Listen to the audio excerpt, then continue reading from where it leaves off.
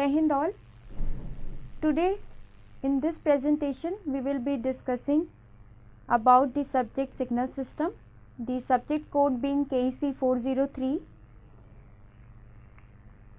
In this we will be studying the unit 1, in which basic signals are being introduced, some elementary signals, the exponential signals, the sinusoidal signals, the ramp signal, step signal, all the signals are being introduced. But before that, let me tell you what are signals. So that is important to understand what we are going to study. What's that? How we represent it, how we should analyze it, how we should feel the signals.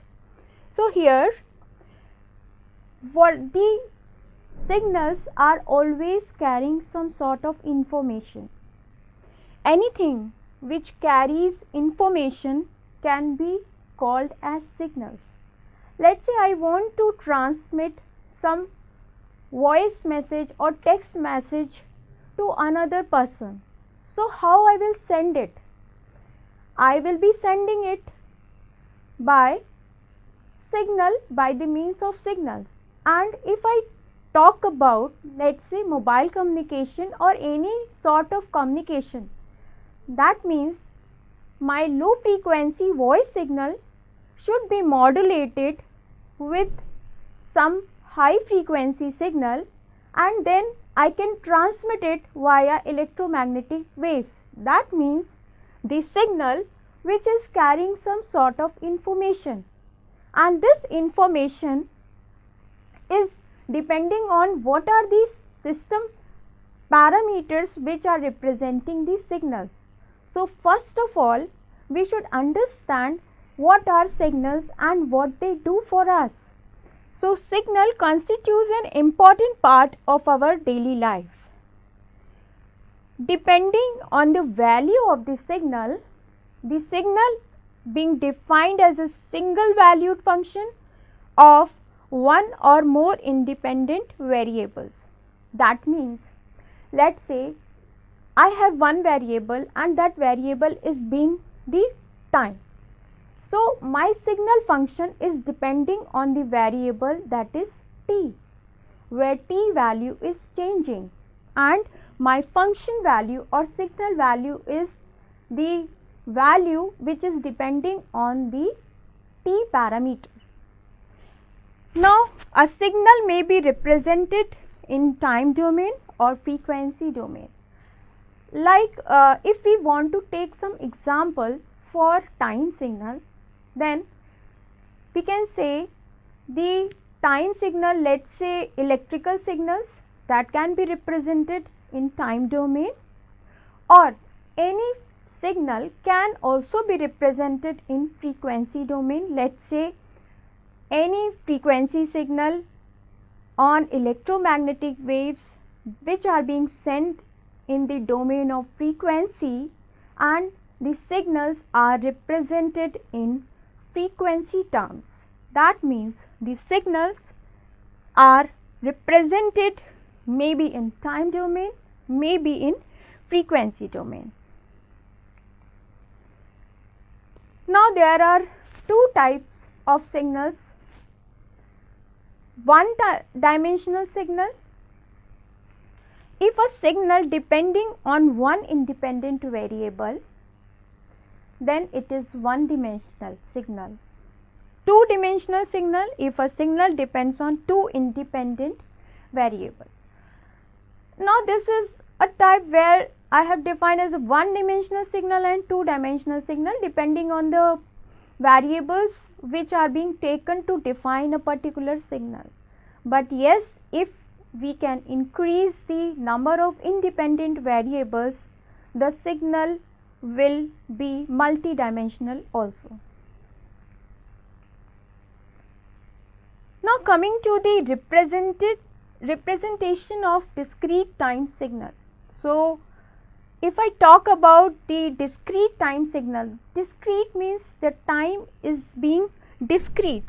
So if I want to represent a discrete time signal, let's say, that means at 0 at this 0 value, my signal value is x0. At 1 value, my signal value is x of 1, and this is the representation for xn. This bracket is used for discrete signals, right? Here n are the values which are taken on discrete terms. That means signal is not defined, this signal is not defined here. Signal is not defined here in this, but signals are defined at these discrete values, that is 0, 1, 2, 3, 4 and maybe on -1, -2, -3, like that. That means the signal is not going to be continuous, it is discrete. It is a discrete signal, and hence we can represent this discrete signal by this graph. So, this particular representation of a signal is known as graphical representation. That means I am defining my signal in the graph form, where I am taking the discrete values, I am putting all the values on discrete terms. That means my signal is not continuous.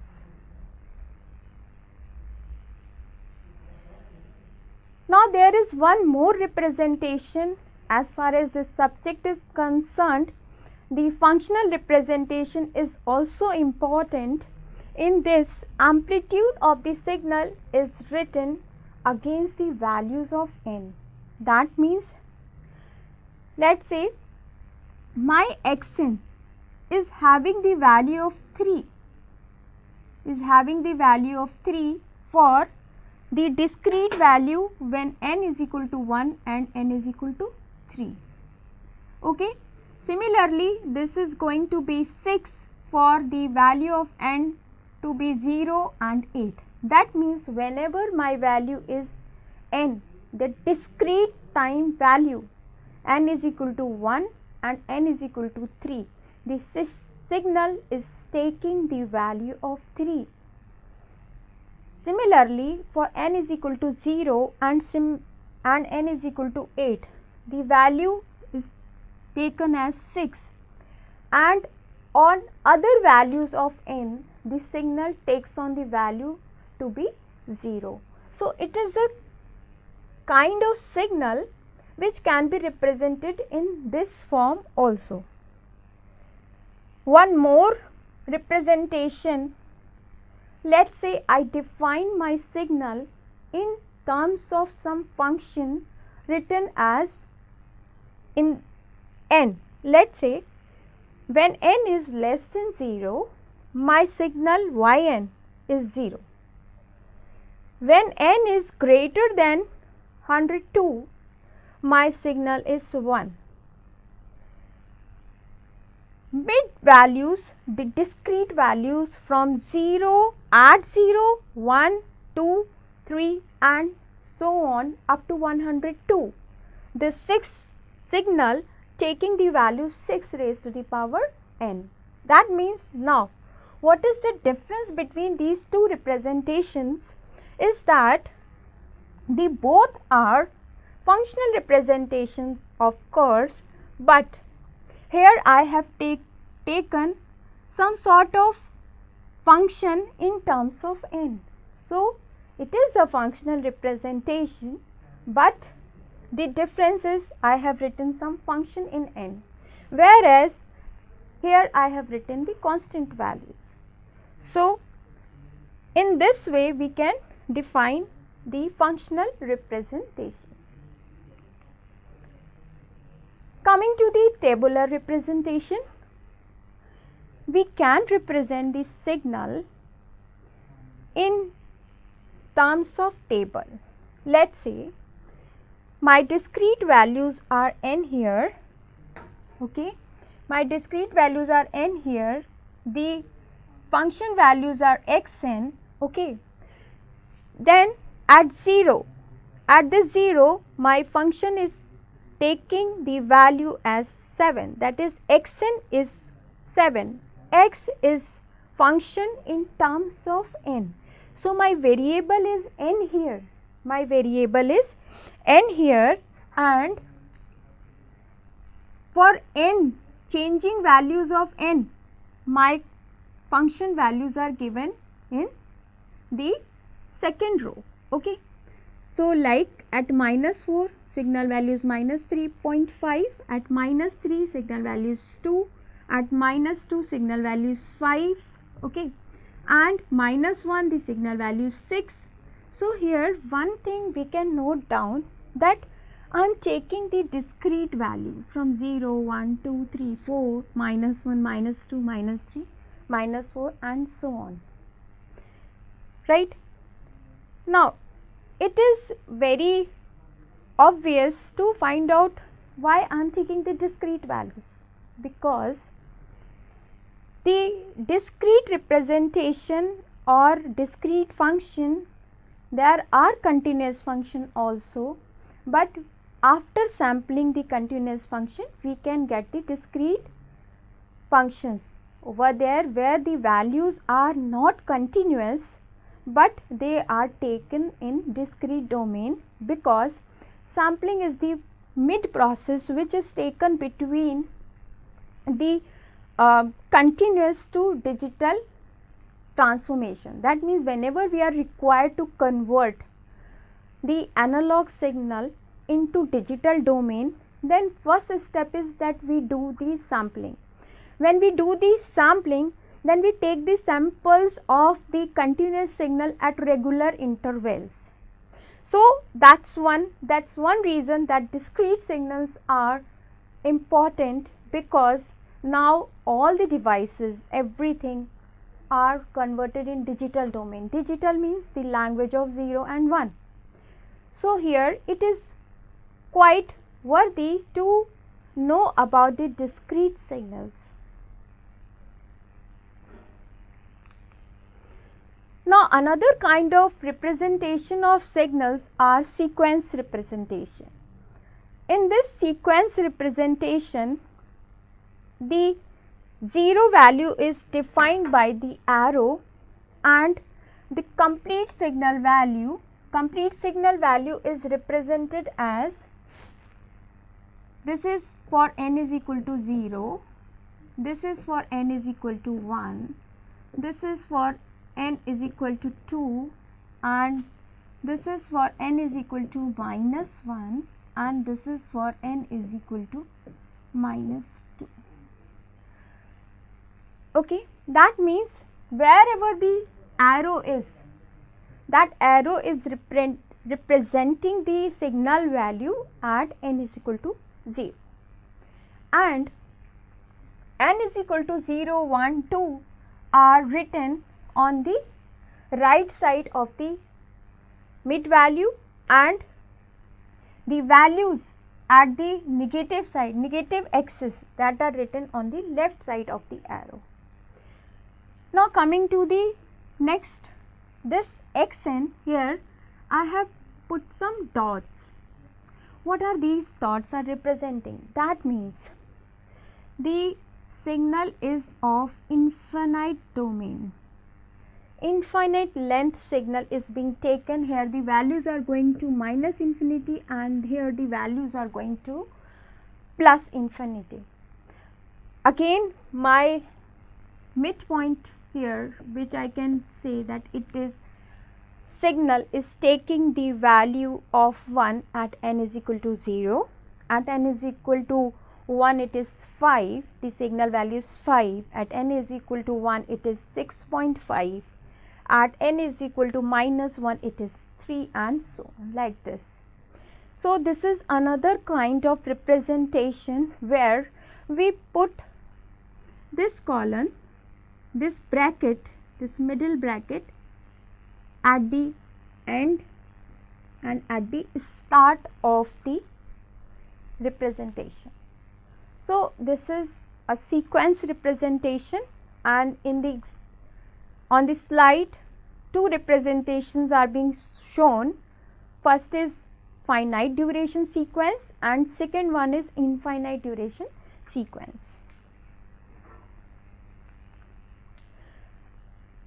Let us talk about some elementary signals, which I told you this unit 1 will be all about telling us about the signals, which are the elementary signals and how we deal with these signals, what are energy signals, what are power signals and so on. But before going to the detail of the signals, we must understand what is the importance of elementary signals. So here first of all we will discuss about the unit step function. Okay, so unit step function, here it is written UT. This UT is unit function. Unit function, the function which is taking the value of 1 for t is greater than or equal to 0. The unit function UT is always taking the value 1 for t is greater than equal to 0. For less than t, t to be 0, for t values to be less than 0, it should be 0. That means here the graph has been shown in which we can see the value of the function is 1 all the time whenever my t is greater than 0. Whereas I can see all the signal values are 0 when my t is negative. That means for t to be positive, the unit step function takes the value 1, and for t negative, the unit step function takes the value to be 0. Now coming to the next, here I have shifted this unit step signal by a unit. By a unit I have shifted my signal. Now ut minus a, that means now my base is not 0 but it is at a. It is at a, and after a, whenever t value is equal to or greater than a, the signal will take on the values of 1, whereas before a all the values are going to be 0. So this is the signal representation in which I have shifted the sequence ahead by a units. So we must remember that ut minus a is nothing but the signal to be shifted to the right side. Okay, if it was, let's say it was a, then I must be shifting my signal to the left side. Okay, if it was t plus a. So my unit step function is taking the value of 1 and nothing else it is taking, because it is taking the value of unity only, and hence it is known as unit step function. It is one of the elementary signal which is very useful for so many other representations and other calculations.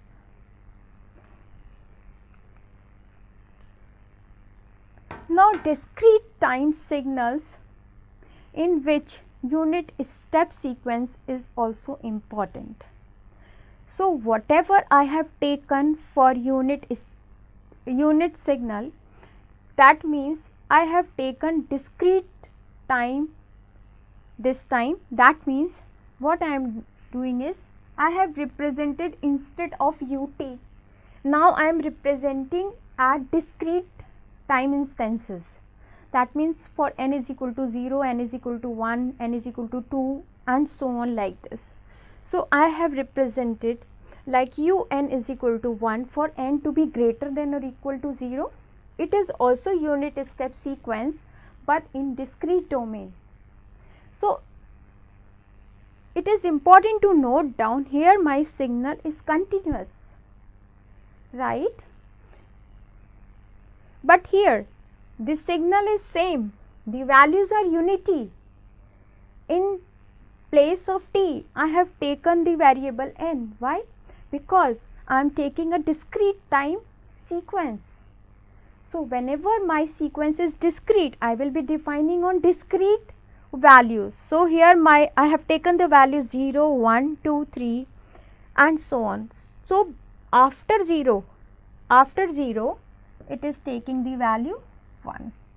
But before 0, whenever my n goes in the negative side, it is minus 1, minus 2, minus 3. That means it is taking the value to be 0. Similarly, un minus k, what I have done? Now I have shifted my sequence to right side by k units. So, k units I have shifted, that means whenever my n is greater than or equal to k, this unit step sequence will take one value. Otherwise, before k, it is going to take the value to be 0. That is one. Another elementary signal, that is unit ramp function. So, what is ramp function? Ramp function is RT is t for t is greater than 0. That means it is just like that we are taking the linear function which is if it is increasing, the function is also increasing. That means if the t value is increasing, then my RT is increasing. If t value is decreasing, my RT is decreasing. So, it is a kind of linear function. So, unit ramp function is an example of a linear function, I can say. So, here that means RT is equal to t for t is greater than 0 and RT is equal to 0 for t is less than 0. One more representation for RT, that I can define my RT as t into ut, because ut is 1. No problem to write the RT in the same way. So, here this RT I can also write it as that if I integrate ut in terms of t with respect to t, then I can have the value of t, because ut is always 1 and it is 1 only for t is greater than 0. If it is less, t is less than 0, the value of ut is 0 and the RT will automatically going to be 0. So, here in other words I can write that ut is nothing but differentiation of RT. These are the representations of elementary signals which are very important. So, we must remember that if we want to get the unit step, we can differentiate the ramp function, unit ramp function, to get unit step function. So, this was the interrelation between the unit step function and unit ramp function. Now, here it is an example for delayed unit ramp. As we discussed the delayed unit step, similarly we are going to discuss the delayed unit ramp function. So, I have delayed my RT by a unit and hence the limits are also going. That means that if RT minus a is here, always remember it is no more t, but it will be t minus a. This point is important.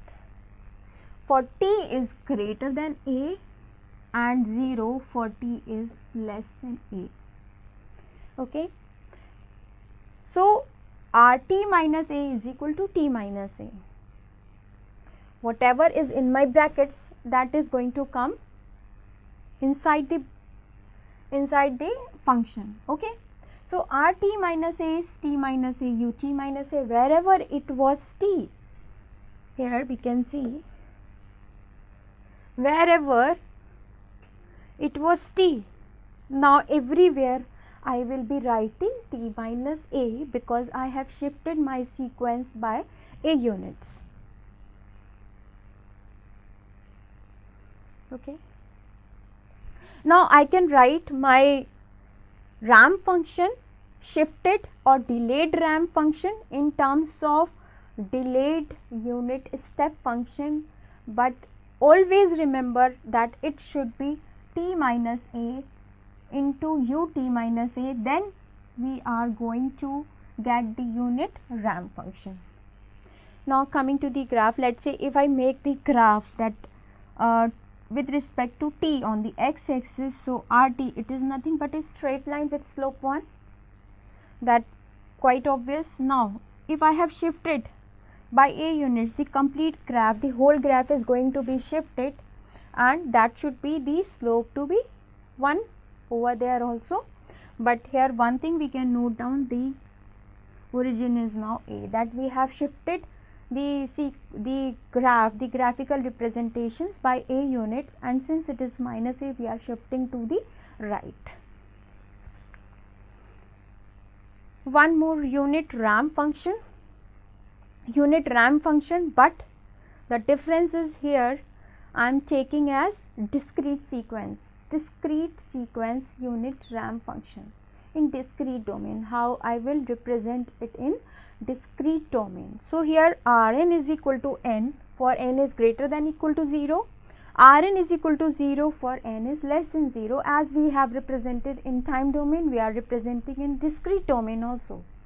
Here n is also a time dependent variable, but the time are on this taken as discrete basis, right? So Rn is n into un. Similarly, as Rt was t into ut, here I can write Rn as n into un. Similarly, for Rn minus k, n minus k for n is greater than k and 0 for n is less than k. In terms of the discrete step sequence, Rn minus k is n minus k into un minus k. So this is the discrete representation of unit ramp function.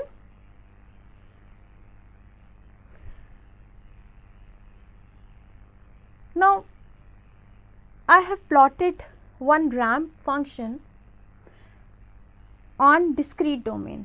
See, what I have taken is, at 0 my value of Rn is 0 because Rn is n. Rn is n. So whatever I am taking, the value is same. If R is 1, then the value will be 1 at 1. At R is equal to 2, the value is 2. At R is equal to 3, the value is 3, and at R is equal to 4, the value is 4. This is unit ramp function in discrete domain. Similarly, let us say I have shifted my ramp function by 2 units. So I have written Rn minus 2.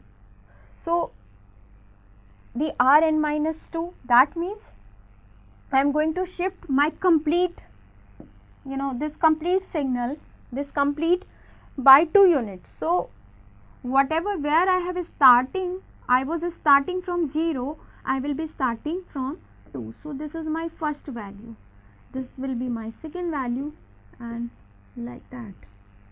The complete function is now being shifted by 2 units, 0, 1, 2, 3, 4. Here also 0, 1, 2, 3, 4. So what I have done is I have shifted my sequence by 2 units.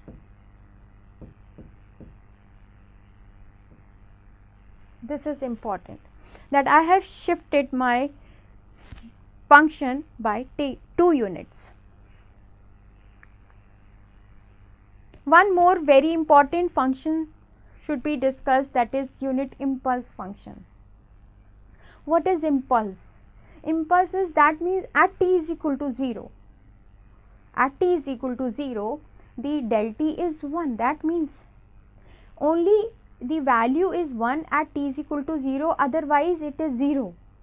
This is a kind of description for impulse function. The unit impulse function is most widely used as elementary function where the analysis of signal system are being done where we are using the unit impulse function. This is very important elementary signal, right? The continuous time impulse function del t is also known as Dirac delta function. Always remember this del t, this impulse function is also known as Dirac delta function. Okay, but here the time is continuous, right? So time is continuous, that means del t, the time is defined from minus infinity to plus infinity, that whatever my t value is wherever my t value is there, the function is going to be 0 at only t is equal to 0, del t is 1, as here del t is 0 for t is not equal to 0. If t is not equal to 0, then my del t is, the value of impulse function is 0. For t is equal to 0, the value of del t is 1, and for t is not equal to 0, this is 0.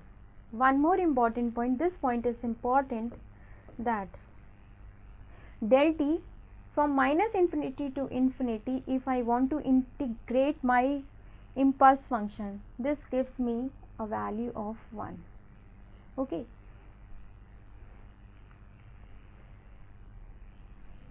Now, extending the talk for impulse function, coming to the unit impulse function. The impulse function is having 0 amplitude everywhere except at t is equal to 0, right? That we have already noted down. The amplitude is infinity, so that the area under the curve is unity. That means only the impulse function is increasing towards infinity at t is equal to 0, right? And it is increasing that the area under the curve, whatever curve it is making, that area if we want to calculate, we will be calculating the area under the impulse function, that is also coming out to be 1.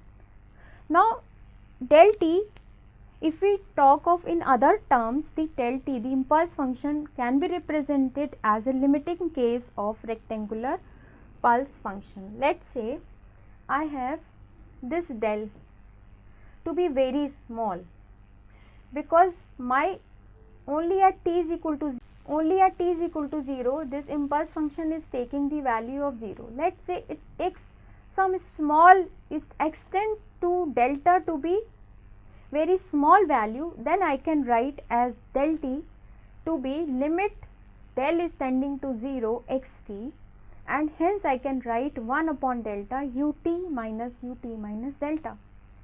That means I have calculated the area under the curve, and that I can say that 1 upon delta ut minus delta is nothing but my impulse function. So, if xt is defined in this way, unit function ut, that where my value is 1, extend ut to some another value delta, shift ut to delta and divided by delta, then I can get nothing but impulse function.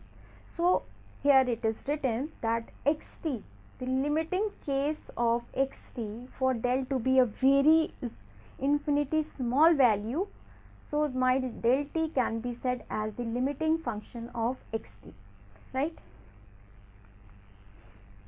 Here by graph I can show the value, that is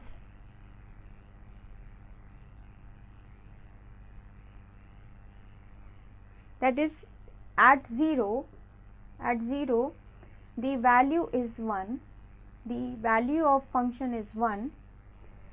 Okay, if I shift my sequence by a units, the value of del t minus a, that means delayed unit impulse function will be 1 at only a, and everywhere it is going to be 0. That means one impulse at a particular value, and before and after that value the function gets the value 0, right. One more function which is very well known as signum function. We represent this signum function as SGN t, and that can be defined as signum t is 1 for t to be greater than 0, signum t is minus 1 for t is less than 0, right. So, signum t is taking the value 0 for t to be positive, and signum t is taking minus 1 for t to be negative. So, if I write signum t, that I can say that it is nothing but minus 1 plus 2 into ut. This is the representation of signum in terms of unit step function. Okay. If my step function which is taking the t is less than 0, then it will be minus 1 because ut is 0 for t to be less than 0, and if this ut is 1, then 2 minus 1 it will come 1, and hence signum t will take on the value of 1, right. One more function which is important to be taken, that is rectangular pulse function. Rectangular function pulse function is represented as pi t upon tau, where tau is the width of the pulse function. See, it is my pulse function, this is my pulse, and this pulse length or width you can say, not length, that it is tau, right. And this rectangular pulse function is spreading from minus tau by 2 to plus tau by 2, like that. That means for mod t to be less than or equal to tau by 2, I am getting a value of 1, and rectangular pulse function is being represented in this way. In the next class, we will be discussing some more numericals based on the signal and system. Thanks so much.